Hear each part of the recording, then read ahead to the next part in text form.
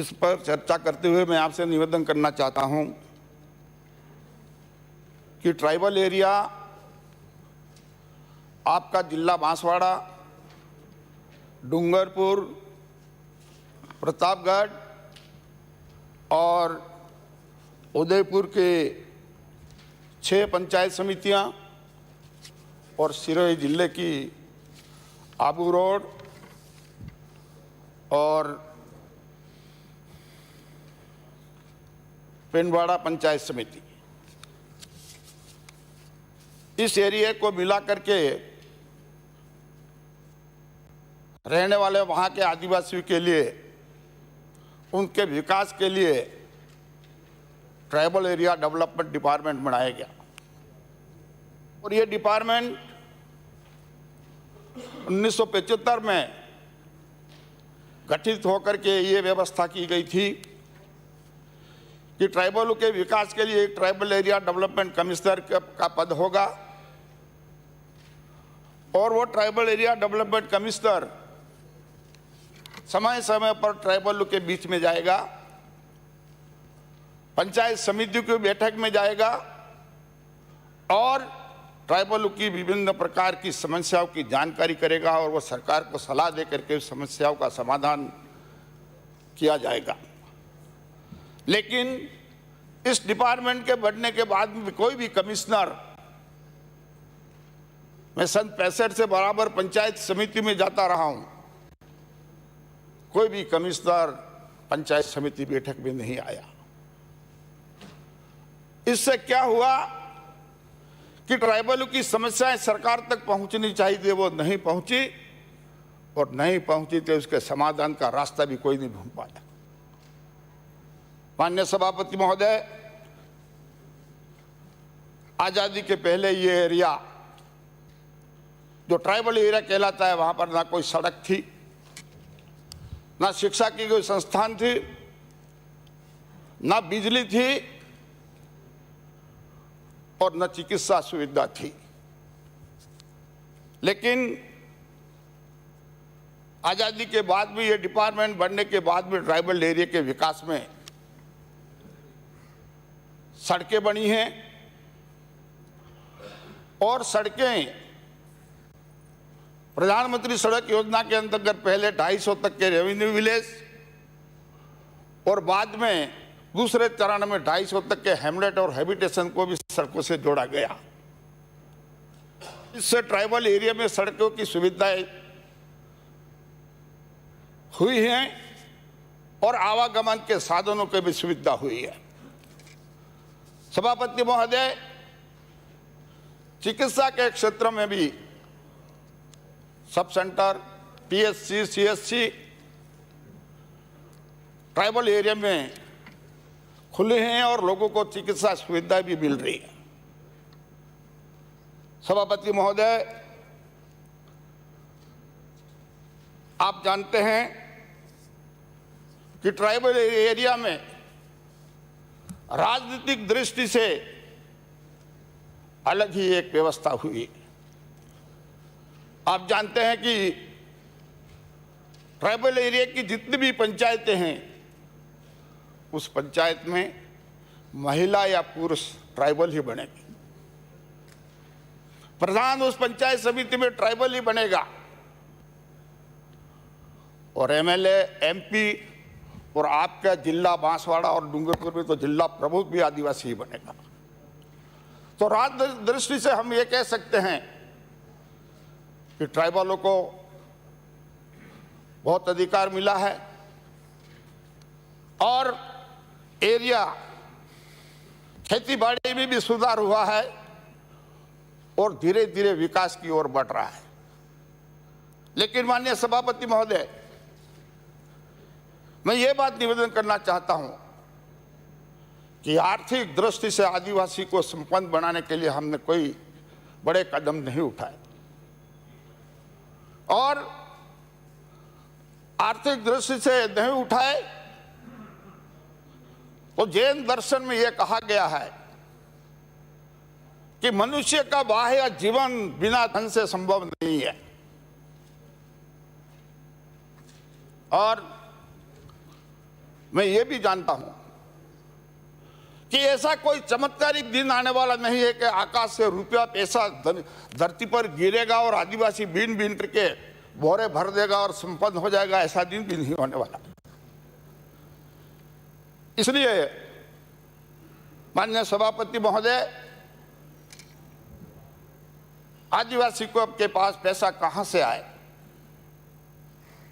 हमारी देश की सरकार ने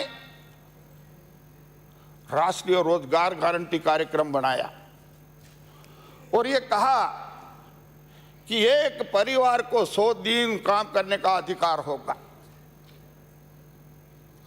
सभापति जी, एक घर में 3, 4, 5 परिवार के लोग रहते हैं और 100 दिन काम करेंगे तो 20,000 रुपया मिलेगा और 20,000 का रुपया लेकर के कितना विकास करके आगे बढ़ जाएगा, ये मेरी समझ में नहीं आता है। इसलिए माननीय सभापति जी, मैं निवेदन करना चाहता हूं कि हमने पढ़ा लिखा करके लड़के लड़कियां फौज तैयार कर दी। जो भी सरकार की नौकरियां निकलती हैं,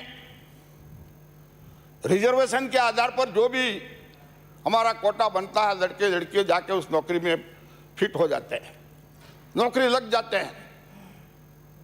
लेकिन नौकरी नहीं लगने वालों का क्या हाल होगा? हमको शारीरिक काम करने की हमारे पास ताकत है, लेकिन हमने इतने सालों के 70 साल के दौरान में कभी नहीं सोचा कि आदिवासी समाज का लड़का लड़की पढ़ के आएंगे, ये बेरोजगार होकर के घूमेगा, इसको किस काम पर लगाएंगे। हमारे शुरुआत में हमारी सोच होनी चाहिए थी कि ट्राइबल एरिया में उद्योग धंधों को विशेष प्रोत्साहन राशि देकर के उद्योगपतियों को उद्योग धंधे लगाने चाहिए थे। मेरे विधानसभा क्षेत्र खेरवाड़ा में एक धागा मिल है, वह 1980 के आसपास स्थापित हुई है और वहां पर 3,000 आदमी काम करते हैं। इसके अलावा हमारे पास में कुछ नहीं। ऋषभदेव के पास में मसारे की ओबरी ओडवास गांव, ग्रीन मार्बल का खजाना और वहां पर 400 माइंस खोदी गई। उस 400 माइंस में हम लोग अधिकारियों से कहते रहे कि साहब ये माइंस हमको अलॉट की जाए। तो उन्होंने पूछा कि आपके पास पैसा कहाँ है? और मैंने कहा हमारे पास पैसा नहीं है, इसीलिए आपसे मांग रहे कि हमको पैसे वाला बनना है। हमारे पास पैसा नहीं है, माइंस हमारे नाम से होगी तो जो पैसे वाला आदमी होगा हम पार्टनर करेंगे और उसका मुनाफा बांटेंगे। लेकिन माइंस से 400 में से एक भी माइंस आदिवासी व्यक्ति को नहीं मिली और मसारे की ओबरे और ओडवास गांव खोद खोद खोद करके ऐसा बना दिया कि 100 साल तक भी एक घास का तिनका नहीं उगेगा। लेकिन सभापति महोदय, एक हमारे जैन भाई और एक आदिवासी भाई जो इस विधानसभा के माननीय सदस्य भी रह चुके हैं, दोनों ने पार्टनरशिप में माइंस खोली और पूरे विधानसभा क्षेत्र में एकला आदमी हमारा आदिवासी करोड़पति है। अगर हम 150 आदमी को माइंस दे जाती तो 150 आदिवासी करोड़पति हो जाते। लेकिन हमारी माइंस की कोई पॉलिसी थी, वो माइंस मद्रास के लोग लेके चले गए खोद के, कलकत्ता के लोग खोल के चले गए और बंबई के लोग भी खोद करके पैसा लेकर चले गए। आज माइंस बंद और 70 के आसपास माइंस चल रही है। तो हमको 200 रुपया मजदूरी मिलती थी, वो भी बंद हो गई। इसलिए सभापति महोदय, मेरा आपसे निवेदन है कि लोगों को रोजगार देना है तो हमको ट्राइबल एरिया के लिए उद्योग नीति लानी पड़ेगी, उद्योग खोलने पड़ेंगे और लोगों को रोजगार दे करके पैसा बनाना पड़ेगा उनके पास में। माननीय सभापति महोदय,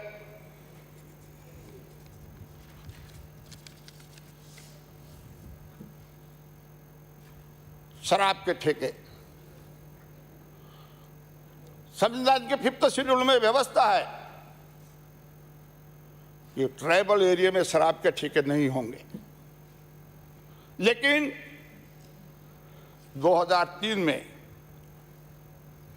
इस व्यवस्था को तोड़ा, शराब के ठेके हुए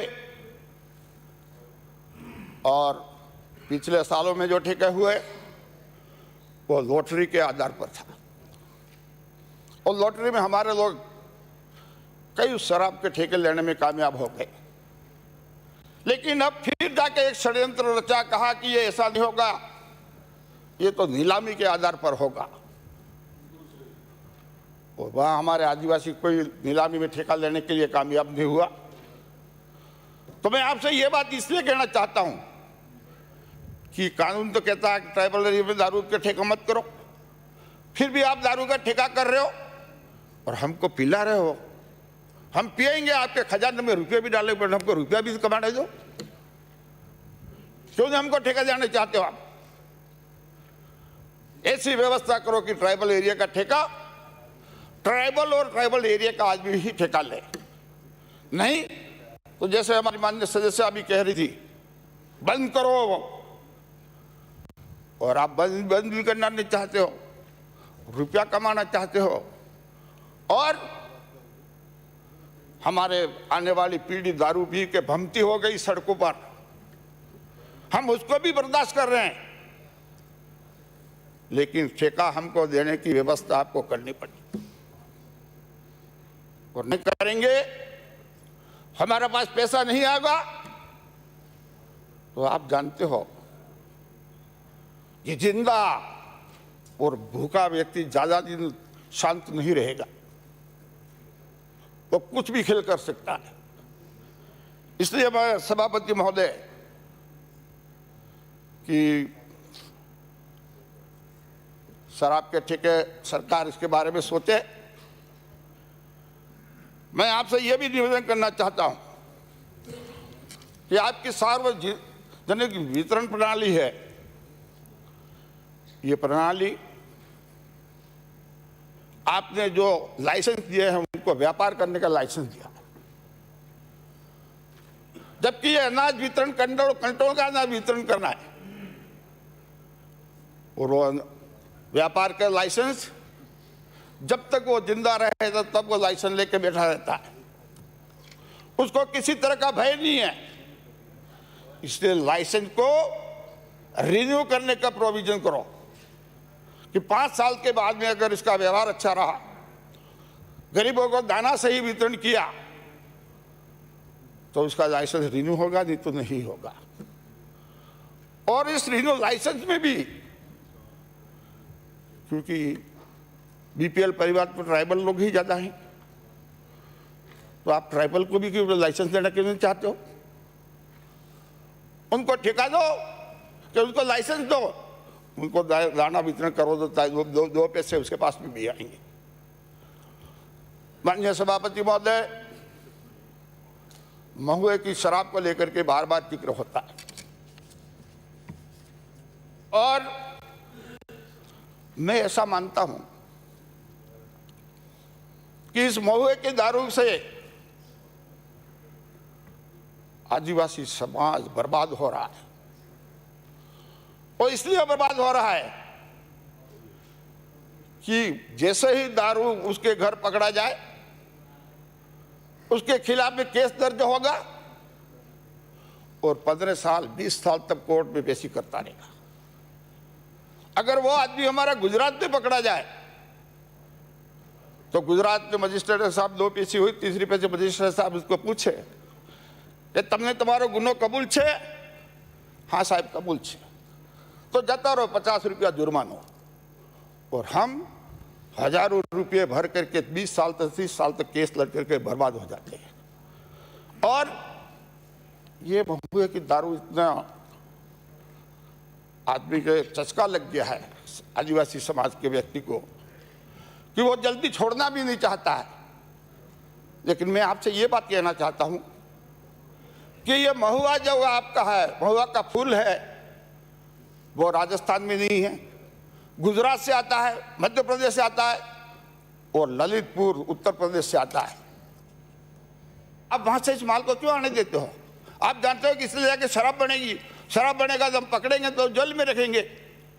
तो अगर इस महुए को आप ललितपुर से आने वाले दूसरे प्रदेशों से भाई रोक दो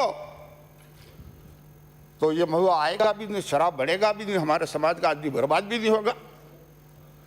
लेकिन सरकार की नीयत ये कि व्यापारी का गोदाम भरा हुआ है, उसके कोई कार्रवाई नहीं होगी और 5 किलो महुआ लेके घर या जाते ही कार्रवाई होगी।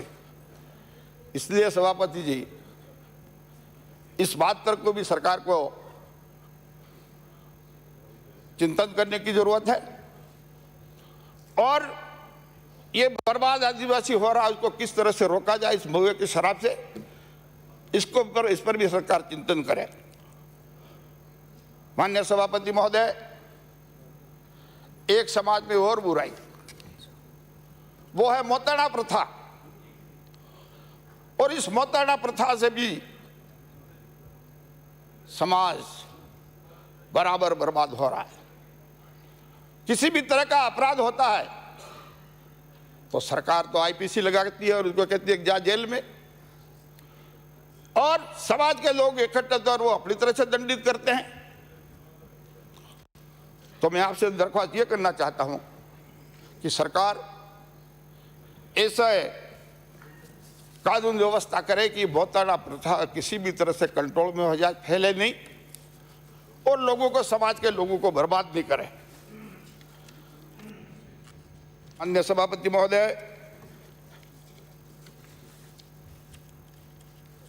बार बार हम प्रशासनिक सेवाओं में 5% आरक्षण अलग से मांगने की बात करते आए। सभापति जी, आप जानते हैं कि यह व्यवस्था मेडिकल में लागू हो चुकी है। 5% ट्राइबल एरिया के लोगों की अलग से मेरिट बनती है और 500-700 डॉक्टर आज तक बन गए। तो ये व्यवस्था आपको प्रशासनिक सेवाओं में करने में क्या कठिनाई आ रही है? मैं समझता हूं अपनी मेरी ओर से कि कानूनी कोई अड़चन नहीं है, ये सरकार की विल पावर पर ये निर्भर है और सरकार विल पावर दिखाए